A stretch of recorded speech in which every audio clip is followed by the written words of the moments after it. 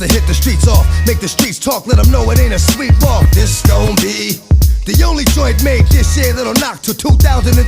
And y'all gon' see that the hottest nigga out there was, is, and will be me.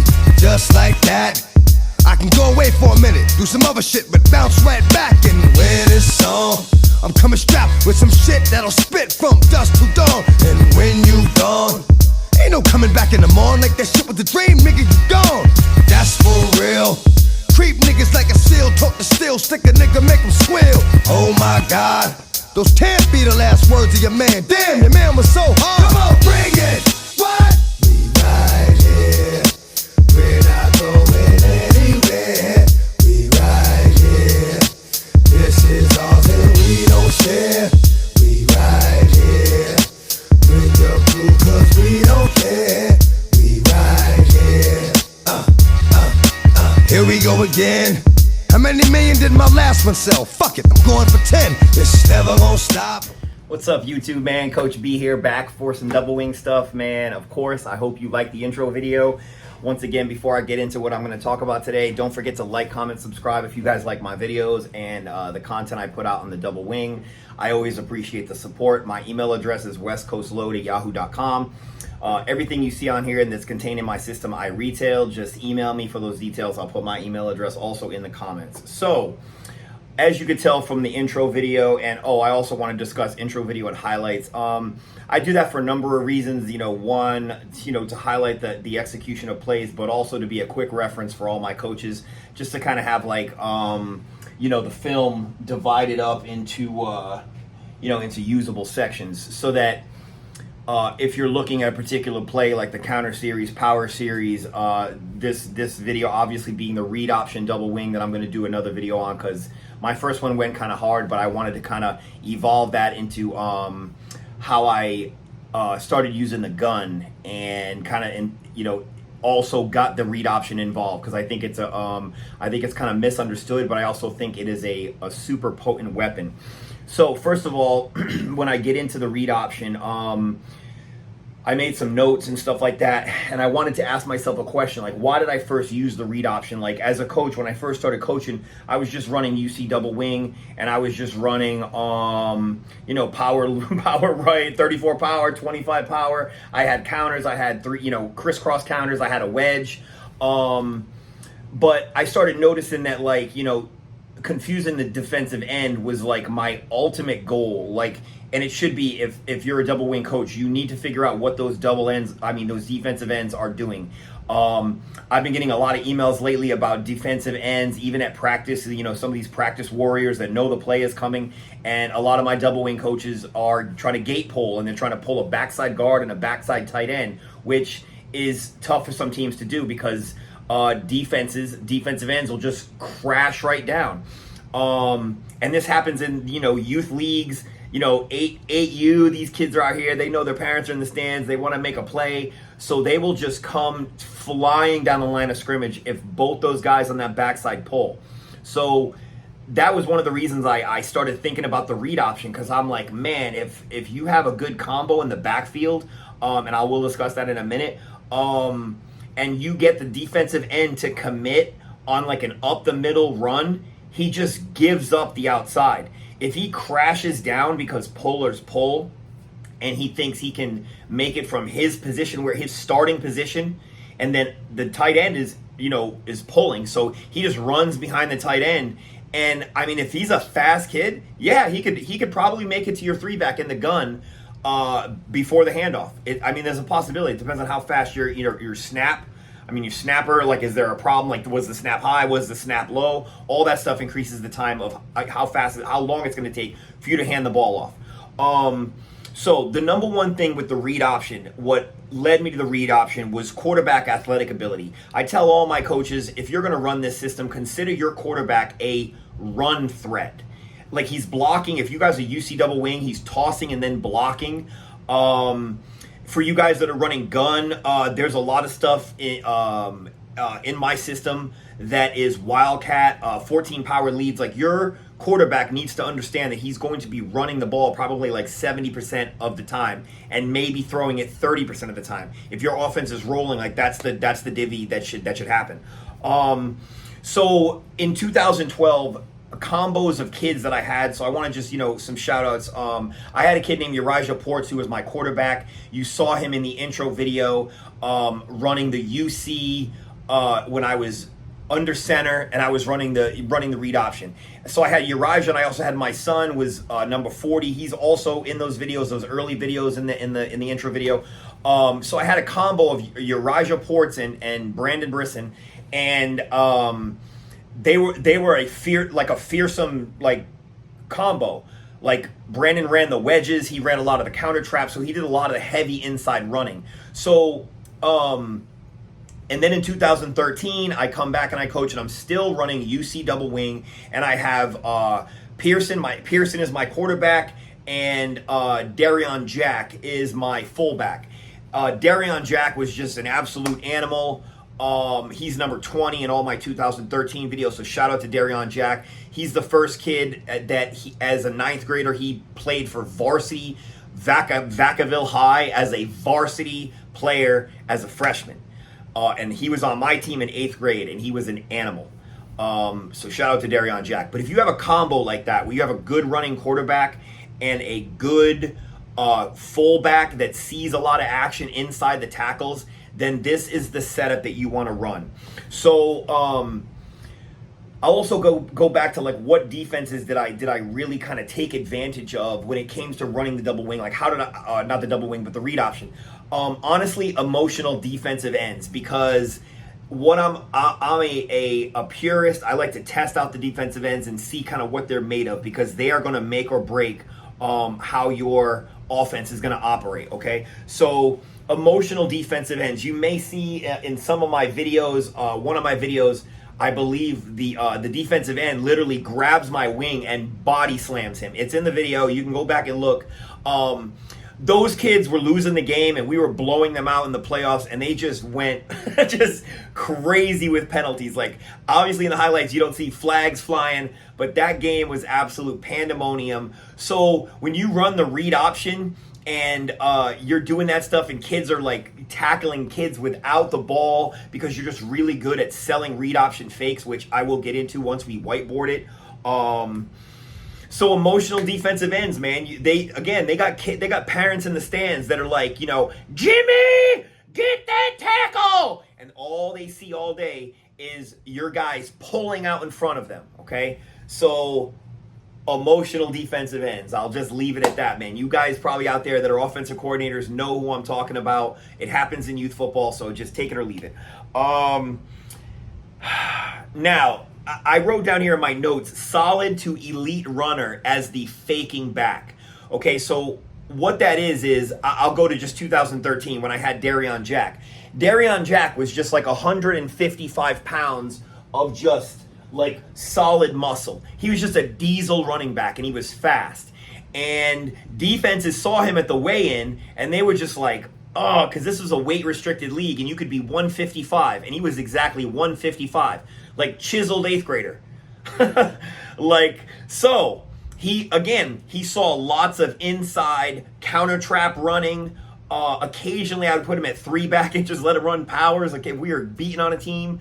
But when you have a ferocious elite runner like that, and you start running the read option with your quarterback, and you sell it correctly, and you make it look legit, the defense will bite on it 9 times out of 10.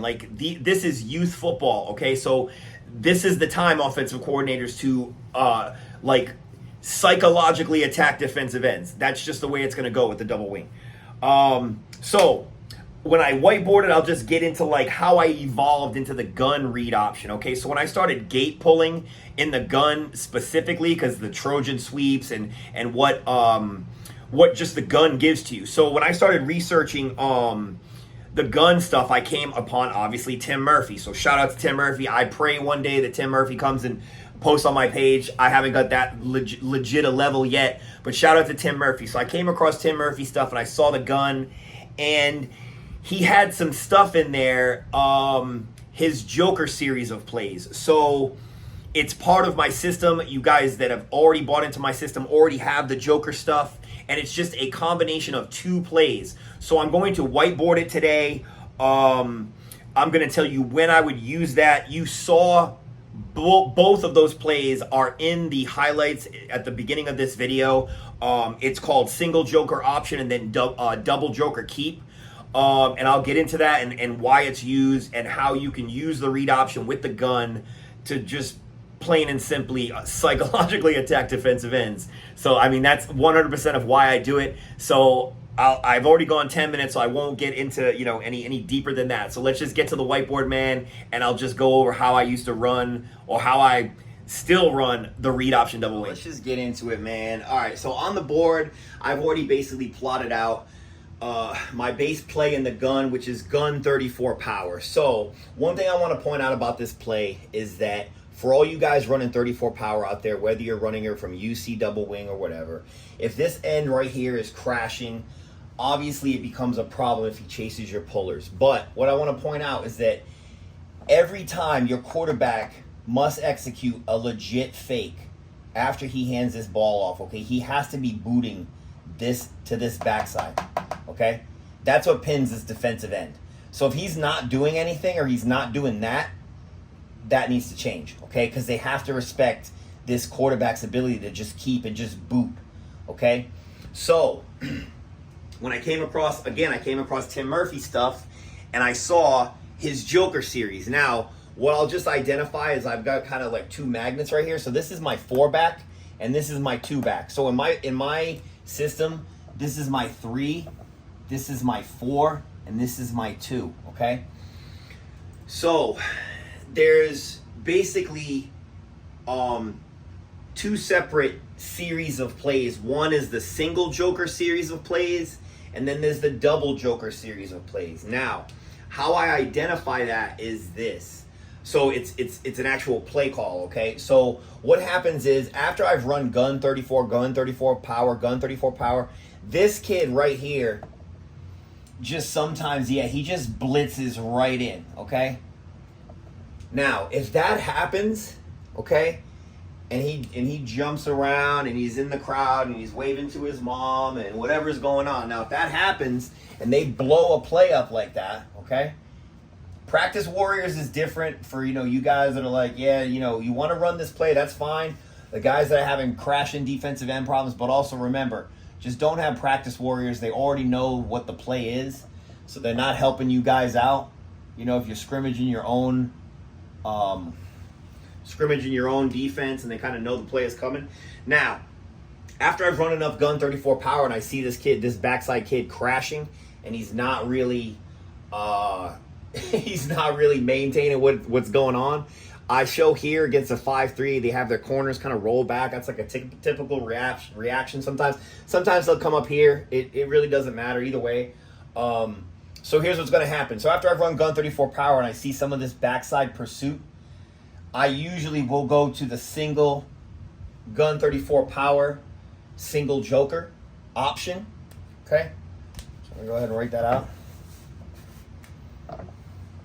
Gun 34 power, single joker option. Okay? Now, what that's telling my quarterback is that he's going to have the option after he keeps, okay? There's only one option. It's either keep or pitch, and we're going to get into that. So gun 34 power is telling everybody else that they're going to block it as if it's 34 power, okay? The single joker is identifying this guy as the single joker. When we get into the double joker series, it's both of these guys. That's why I have two magnets, okay? But for right now, it's going to be single joker option, okay? The one difference is on this play, my kids know it, when they hear single joker option, on set, this kid's going to come in kind of like deep rocket orbit motion, okay? Like this. This is his track. I'm going to show you whereabouts the quarterback snaps the ball. It's a down, set, go. On set, this guy takes off, okay? It's about maybe half a second before he says go. You want him to be like right about here, moving you know, relatively moving almost full speed.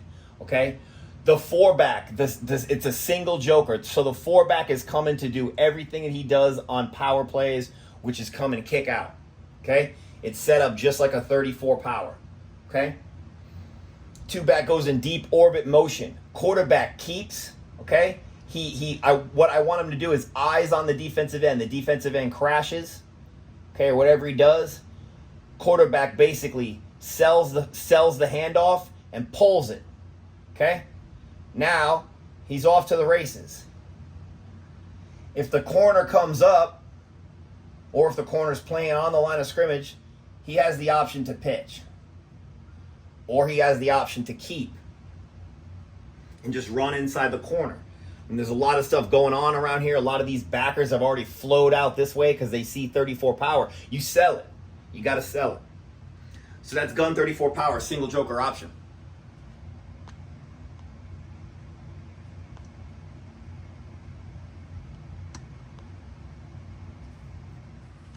All right, let's just get back into it.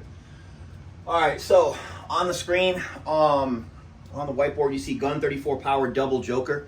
So I've still identified my two now double jokers because I've called double joker. Now on this play, this is a designed keep by the quarterback, basically with two leads.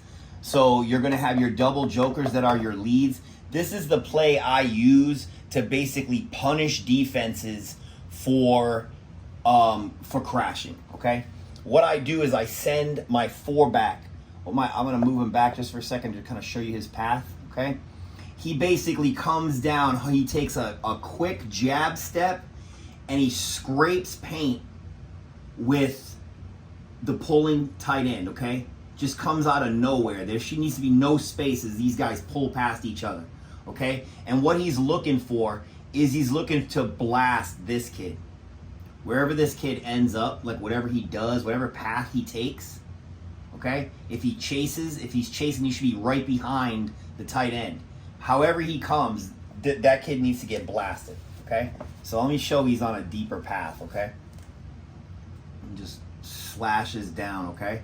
But he needs to get blown up, okay? What he's looking for is this guy's coming down here like he's getting the handoff, but he's not.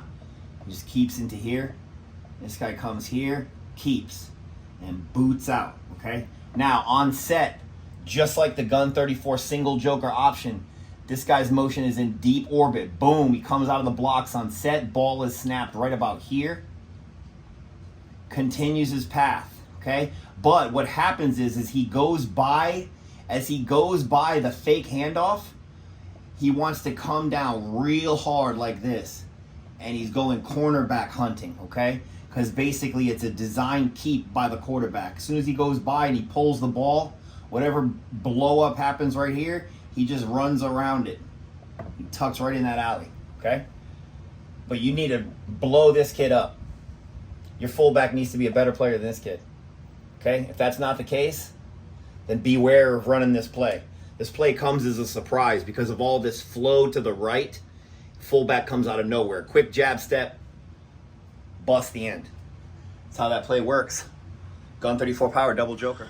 All right, so no read option video would be really complete without me kind of going over my original play of how I ran the option in my early years, like 2012, 2013, that you guys saw in the video, and kind of how I developed it into what it is today. So when I first started out, I would come out and actually this would be deep ray. I had one formation for option and it was called deep ray 42 option. Okay, so some of the things about this play, deep, it just signifies that I would pull my four back instead of being in the sniffer position or bear. I would just put him deep at 7 yards. So he is 7 yards back, okay? And essentially, deep ray tells this guy he's going in motion. Now, my wing backs know they always have to motion behind the four back. So if he's up here in the sniffer position, their motion is flat to get tosses for power, okay? If it's deep, they know that his motion is basically to get a pitch, okay, and to keep ahead of in the quarterback's peripheral vision and in pitch distance, okay? So he comes out here pretty fast motion, comes out this way, and his motion track takes him like kind of like out here, okay? We'll get into that in a minute. Now, My quarterback always opens to motion, so what I would have him do is I would have him do a reverse pivot, a full pivot, and then I would have him hold the football right here, okay? Because what I'm doing is I did that for timing, and I also did that for, I'm targeting this kid. This kid, everyone knows on option, do not touch this kid. Because I'm giving this kid basically, right off this double team, this kid is getting a free pass into the backfield. And he sees the ball. Show it right to him. I have my quarterback looking, his eyeballs right on this kid. Okay? Now, it's a designed keep. Here's why. Because I have never in my life of coaching youth football seen a defensive end who's aggressive that gets a run at this right here. If this kid's been beating you up all day, running just wedges and traps, and they know he can run, or if you have a 155-pound monster like I did, this play rolls, okay? So when this kid basically, again, if you run this play correctly and you sell it correctly and the timing is good, this kid bites. Now, for all my guys that are thinking about running the pistol double wing, okay, which I'm thinking about it my damn self. Okay, so now you can eliminate deep, and you could just do that by doing this pistol Ray 42 option. So now your kid is here. I mean, you could have him reverse pivot or just open up this way and just hold the ball out. Timing's got to be enough time for this kid to get eyes on and decide to crash.